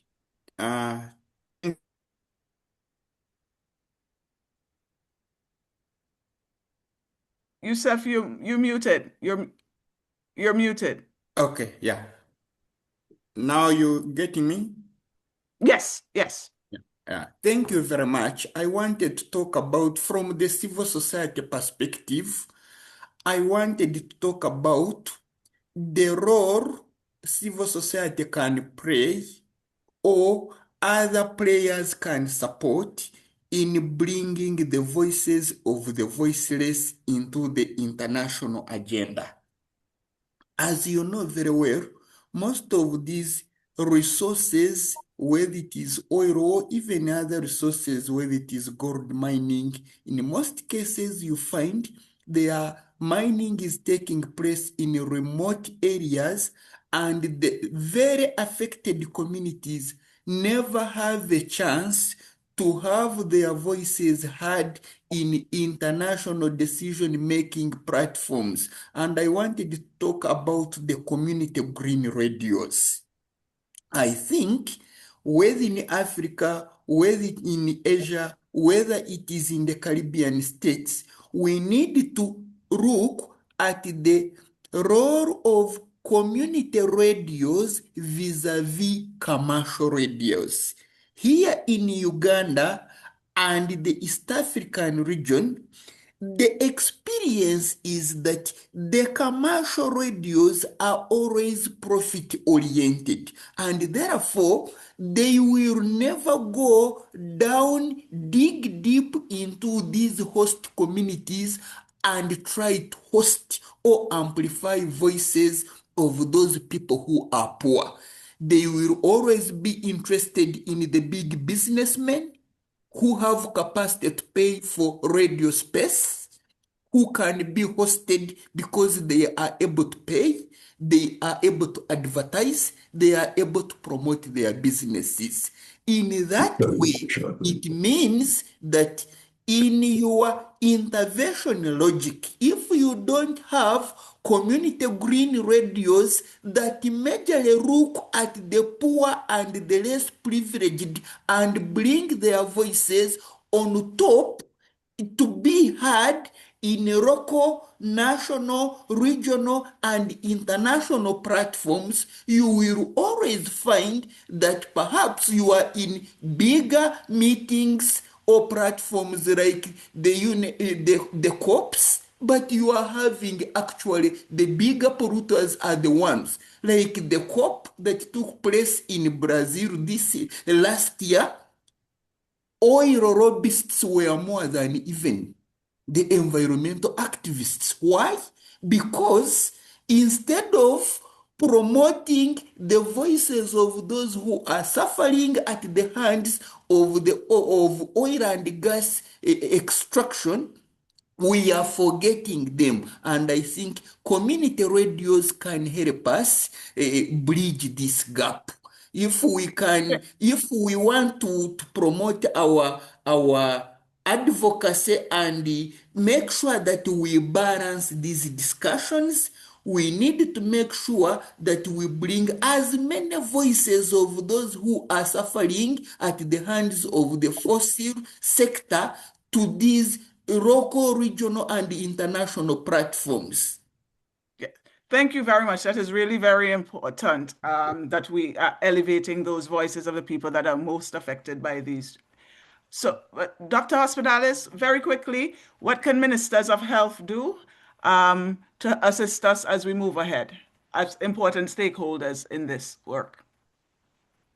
Thank you. Thank you, Cheryl. Well, Ministers of Health of CARICOM, which are constituted as the Council for Human and Social Development, need to do something that they have not yet done. They need to adopt a policy position that climate change is a central threat to the health of people and to the operation of the health systems. And civil society, particularly professional organizations, medical and nursing associations, need to make noise that our health ministers need to do that for the safety of the patients, but also for the safety of the staff as conditions deteriorate. So we've been here before where we face big problems and you gather the evidence and you make the case, and civil society has always played a key role in getting the policymakers to pay attention and to put in place the policies, the measures that will protect people's health, especially the most vulnerable. Thank you. And Alana, really quickly, those of us in academia, what is our role? Thank you, Cheryl. I think picking up on one of James's last point, a key role for academia is providing or ensuring that evidence-based data and so on done by researchers is available, because one of the things that our decision making needs to be based on science and evidence. We can also help in climate awareness and literacy and disseminating knowledge, again, based on science and so on. Fundamentally, and this has become important, challenging this petropedagogy and dispelling climate disinformation, because one of the areas that is emerging is, apart from lobbying and so on at COPs and so on, is the rampant disinformation on the climate phenomenon and its impacts. Training future leaders, and one of the ways, for example, I'm part of a law faculty. This would include like legal clinics and so on. And of course, a crucial area is collaborating with other interest groups such as civil society, those in health, activists in the field, and importantly, communities and stakeholders who face this the most. So one of the things I think is crucial at this point for academia is bringing different persons into the conversation, having a transdisciplinary approach to this issue, and connecting various stakeholders, which will of course include the government, governments and private sector. Finally, I think academia has a crucial role along with other stakeholders in skill development, including offering the training and so on, both for monitoring and mitigating environmental impacts, but also required for this transition to the just energy transition, the upskilling, reskilling, and so on. And I'll leave it there. Thank you. Thank you very much. And I want to really thank all of the panelists for really very insightful information. We're actually at time, but with respect for the persons who are listening, if they wanted to share, I just wanted to open the floor. We can take, maybe 2 questions, if there are 2 burning questions that anyone in the audience would like to ask of our panelists. Because I want to be respectful of the time that we said we were going to have this as 2 hours, but it seems as though we need more time and have to have a part 2 of this. So Joseph, that needs to be in the works. So any questions, you can raise your hand and we recognize you and you can pose your question. We just ask that, you keep it short and not a lot of commentary.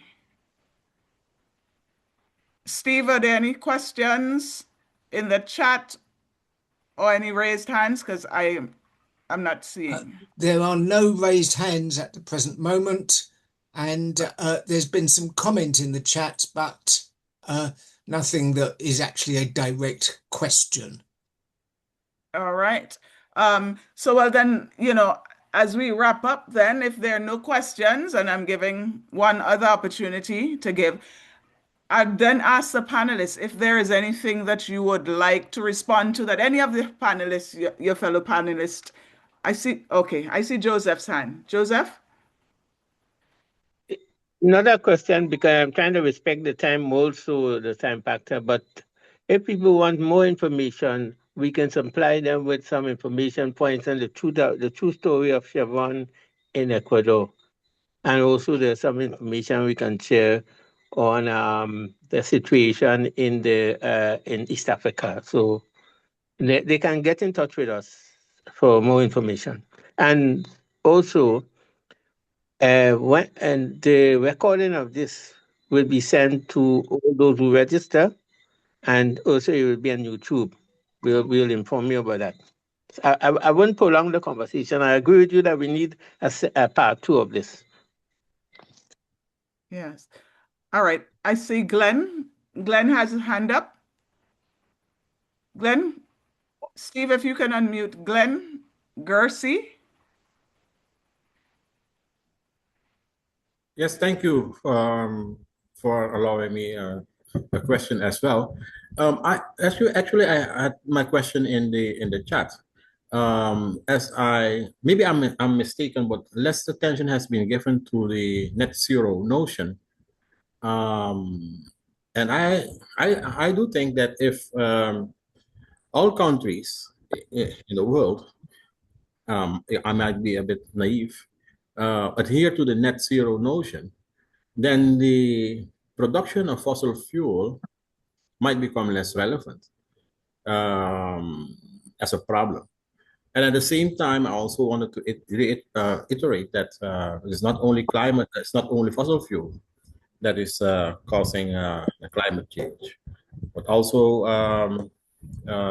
production in the agricultural sector, as well as deforestation. So those things are also very relevant, and I think that little attention have been given to those things. Thank you.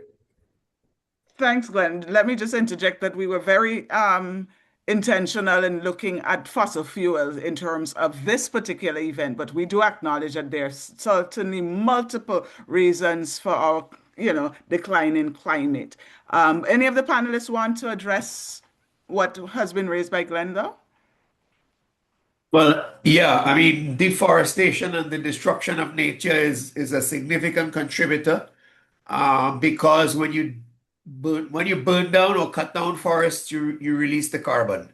And that's one of the problems we're seeing in the world, that we're approaching a tipping point as it heats up, that the Amazon, the boreal forests up in the north of the planet are burning up. Canada, Russia, Alaska, they're burning up as is the Amazon. Some parts are becoming net emitters. And this is really, really worrisome. If I was a planet doctor, I'd be really worried about patient Earth, if I could use that metaphor. The planet is sick, and unless we have fast action at scale, the planet will still be here. I'm just not so sure about the tenants. That is an interesting way to put it, Dr. Hospitalis, Doctor of the Earth. Any of the other panelists? If not, I will ask I think you. I just Yes. want, I will, on a net zero point, I think I just want to say that many of the actions, such as, renewables and defossilization and so on, these are initiatives or strategies which are aimed at moving towards this net zero goal. The fossil fuel treaty, for example, that Jillian mentioned, and so on. So moving to net zero it's going to be a combination of actions. We know what we need to do. It's just that we're hoping, I suppose we're trying to, again, so that we don't have to do, because it will require changes and so on, and business as unusual. And certainly one of the things that needs to be acknowledged, there are other sources of climate change, but by far, and it's unquestionable, that fossil fuels are the lead-in by far. So that is a large part of the issue. And I think I know that in a lot of the narrative recently, I think one of the strategies by lobbyists is also to try to say, well, look, there are other problems. So that's not, there's agriculture, there's so on and so. But I think we can't lose sight of the main source. And there are strategies. I mean, most net zero strategies do try to contemplate. So when states do like national determined contribution, try to contemplate the sources together. But however we twist it and turn it, the fossil fuels are really something we can't escape having a look at. And I think unfortunately that's what we're doing in more ways than one. Thank you. Thank you. So Alana, just because you already have the floor, the virtual floor that is, can you lead us through as you wrap up? Just 1 minute, in terms of what is your final word or reflection for us this evening? Well, I want to say, and it should be apparent from the discussion, this is a complex issue. I mean, it's unquestionable. We know what needs to be done. But I wouldn't pretend that getting there is, easy. One of the key things I think from a Caribbean perspective is that we need to work both at the political level as well as the grassroots, from the bottom up and the top down, as we say. And we will also have to work multilaterally. And so now, as Dr. Hospitalis put in the chat, we've been working multilaterally on this issue for a while without not much success, at least for small and developing states. But we need to pivot how we work multilaterally. And for example, Jillian gave an example, and advisory opinions kind of provide some clues to the example. But we cannot fiddle while Rome burns, which is what we're doing right now. Thank you very much. Jillian, your closing words? Yeah, I think along the lines of what Alana is saying is that we can work nationally, but there also needs to be solidarity amongst our countries to work together internationally as a group. We can't rely on the bigger UN spaces to try and solve this issue, because we've been talking about this for 30 years. And actually, we have to try and really drive the conversation about what is required for us nationally, but work together as a bloc. And this is, one of the best ways that we can do this is, through this treaty process. That requires civil society to keep that ambition up and to encourage their countries to do more. Thanks. Thank you. Dr. Hospitalis, your final thoughts? Well, final thoughts. Climate change is real. It's bad for your health. We are causing it. We humans are causing it. We've dealt with big problems before, certainly in the Caribbean, and the point Jillian made about working together is so important. We've had some public health gains that have been the first in the world by working together, gathering the evidence, advocating, making the policies. So I think we need to work together as a Caribbean region, because we, more than most other places, have the most to lose. Thank you. And Yusuf, as our guest from Uganda, you have the final word in terms of advice or your reflections. Yeah, my food for thought and advice to the meeting is that as we try to tackle stamping out dirty energy fossils across the globe, we need also to realize that the civic space for advocating for just energy transition continues to shrink, especially in the developing world. So you find, whereas the capitalists are investing more and more in dirty energy fossils and expanding their influences to different frontiers, different regions, different continents across the globe. And we check that, we look at that shoot up in investments in fossil fuels vis-a-vis the civic space of civil society. We will find that the civic space of civil society is shrinking. And therefore, we need also to do more on how best we can create a conducive environment for the environment and social advocates to continue pushing the advocacy agenda against dirty energy fossils. Because in, for example, the developing world, when you are opposing or advocating against dirty fossil fuels, the governments are seeing you as members of the opposition, people who don't like development, people who are backward. And in that way, you find if we don't change that trend, then we might not achieve much. Thank you very much. I think now there's some questions that are coming in the chat. I'm not sure that we could take those questions, but maybe we can commit to answering those questions that have just come in. Because at this time we are well over our time, and I know that some folks are in different time zones and well past their bedtime. And so I just want to thank Friends of the Earth Grenada for this very powerful session that we had this evening. Again, I think there is room for a part 2 and maybe even a part 3, because I think, we have been reminded that fossil fuels are not just an energy issue. It is a health issue, it is a justice issue, and an economic issue. But I think most importantly, it is a moral issue.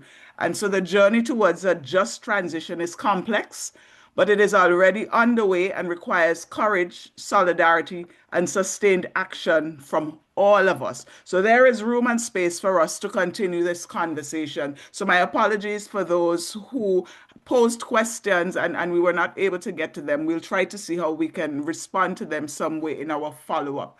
And so at this time, I'd like to invite my comrade and friend from Grenada, Martin Felix, of Friends of the Earth Grenada, to move the vote of thanks.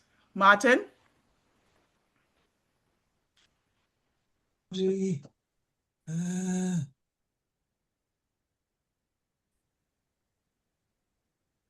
Yes, I was just prompted to unmute. I was trying to unmute before.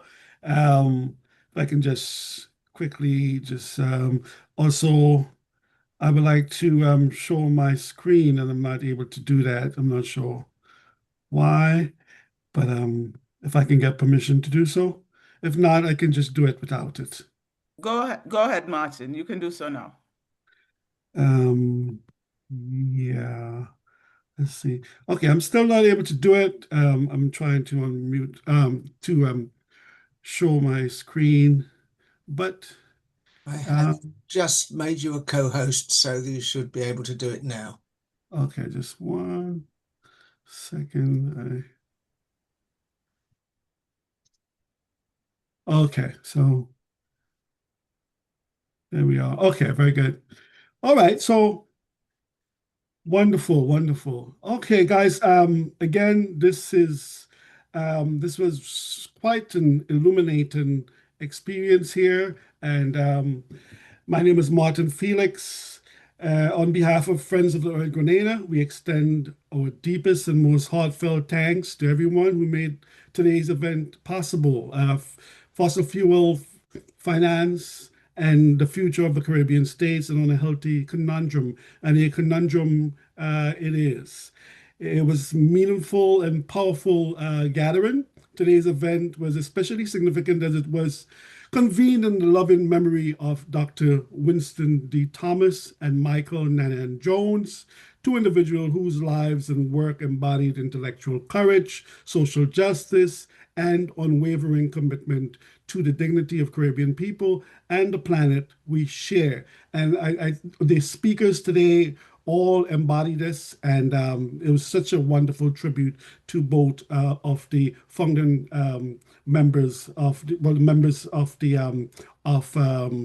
of the key early members of Friends of the Earth Grenada. We honor their legacies through dialogue, action, and continued struggle, and the conversation about what is to be done at the end of the panels was really something that will make them smile. From Chris Davies, whose tribute to Dr. Thomas, the first VP of Friends of the Earth Grenada, personal experiences relating to Dr. Thomas, speaking to his humility, humanity, and compassion. And Joseph, of course, led it all with another appeal for the renaming of the emergency wing of the General Hospital, in Dr. Thomas's name. Is something that is a crusade that David has been carrying on behalf of his dear friend. And I know the last time we had this tribute, Joseph broke into tears, and it speaks to the impact that Dr. Thomas had on many Grenadians, but particularly those who work closely with him. Kwabena Denot Nayak, who of the Caribbean Labor Solidarity, the testimony he read from Elsa Batiste, and he read it with passion, and the testimony from Jones's younger sister, Dr. Michael Nanan Jones, speaking to Michael Jones's passion for cricket, community service. He was, of course, Friends of the Earth Grenada General Secretary. He spoke to his selfishness, the fact that he was a soldier of the People's Revolutionary Army, so his commitment to community, his black power conviction throughout all of this process. We are profoundly grateful for our moderator, Cheryl Ann Mason of SEEK, the SEEK program at McGivers College, City University of New York, whose steady guidance, clarity, and care help frame a rich and thoughtful conversation across regions and disciplines. Her facilitation ensured that the complex issues of fossil fuel, finance, and sovereignty were explored with depth, respect, and urgency. And she did a really commendable job. I want to commend my good friend and colleague for this wonderful job. I don't know how she finds the time to do all the things that she does with such a heavy load that she carries across so many different areas of life. Our sincere thanks to our distinguished speakers, whose insight reminds us that the challenges facing Caribbean states are global in origin, but demand locally grounded and internationally solidaristic responses. We thank Pablo Fajardo Mendoza, Director of Friends of the Earth Ecuador, for grounding the discussion in lived struggles against extractivism and corporate power. And, the struggles of the Ecuadorian people is something that has always been really close to my heart. One of the earliest real environmental soldiers that I've noticed growing up, right? The epic battles against Chevron for privatizing the water and so on. And but Mendoza spoke to these decades of struggles against the extractive industries, and really important lessons for the Caribbean, which seemed to be another frontier in this. Well, not seem to be, it is another frontier in this whole war against our people and the environment, and against the indigenous people. Dr. James Hespadalis, founder of Earth Nurse and Earth Medic Foundation for Planetary Health in Trinidad, powerfully connecting climate, health, and human survival. You know, I love his metaphor that if Earth were a patient, as a doctor, the diagnosis would be very, very dire.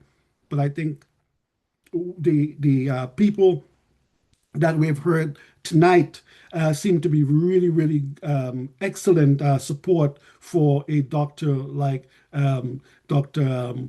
Hus Pedalis, you know, in terms of support for the survival of this patient.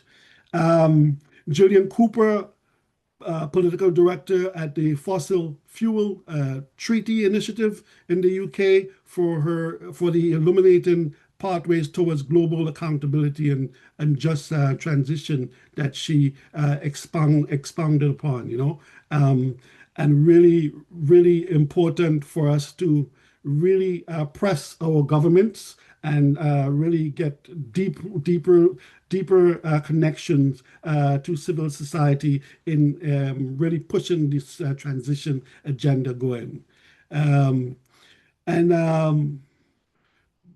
Wenye Rajab Yusuf, executive director of NAPE and Friends of the Earth Uganda, really interesting, class analysis of the environmental issues in the Great Lakes area of East Africa, for reminding us of the shared realities and solidarities between the global South. You know, a lot of lessons left for us in the Caribbean, for us to really be alert in terms of what the results of these extractive adventures and the primacy of people before profit in all of these extractive ventures, you know, is something that is really something that we should really keep in mind. You know, the example of Nigeria, you know, being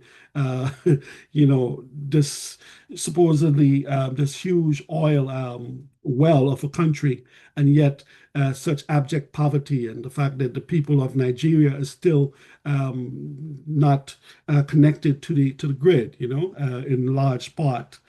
And then we had Alana Melinde, who is lecturer in law and head of the Caribbean environmental law at UWI, for her critical legal insights on environmental governance, justice, and Caribbean agency.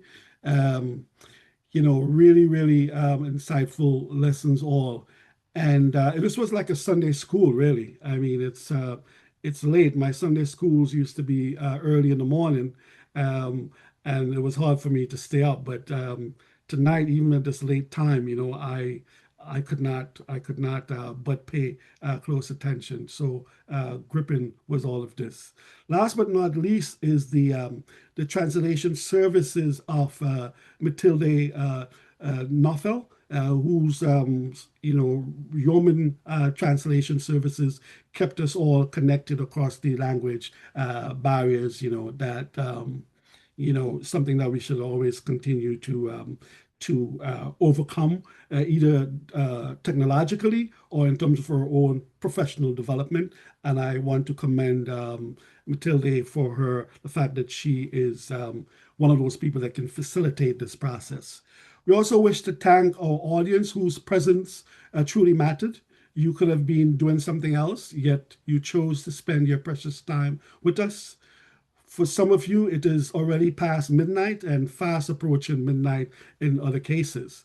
And your commitment to staying engaged speaks volume about the importance of this conversation. Your questions, reflections, and attentive listening help transform this event from a panel discussion, which could have been very dry and, as some people will say, boring, into a shared space of learning and solidarity.